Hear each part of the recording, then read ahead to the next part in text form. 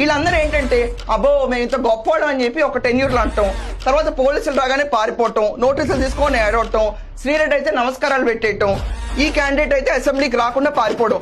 దీన్ని బట్టి మీరు ఆలోచించండి, వైఎస్ఆర్సీపీ క్యాడర్ కి బలం ఉందా, భయం ఉందా? చెప్పండి. ఏమండి ఇప్పుడు ఈ క్యాండిడేట్, ఈ సో కాల్డ్ జగన్మోహన్ రెడ్డి చిల్లర రాజకీయాల్లో చేసే మొదటి పని ఇదే, ఓదార్పు ఓదార్పు ఓదార్పు.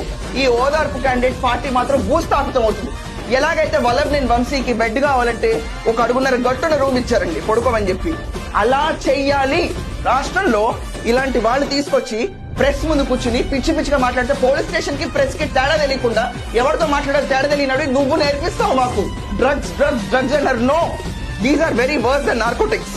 వీళ్ళని అరెస్ట్ చేయాలి ముందు అసలు, to take sternest action and arrest Jaganmohan Reddy first. ఇతన్ని, తర్వాత రోజాని, తర్వాత నానిని, తర్వాత అనిల్ని, వీళ్ళందరినీ వేస్తే తప్ప పిచ్చి వావుడు అనేది కట్టేలవదు. లేకపోతే యూత్ డ్రగ్స్ కంటే కూడా వీళ్ళ వల్ల ఎక్కువ నాశనం అయిపోతున్నారు.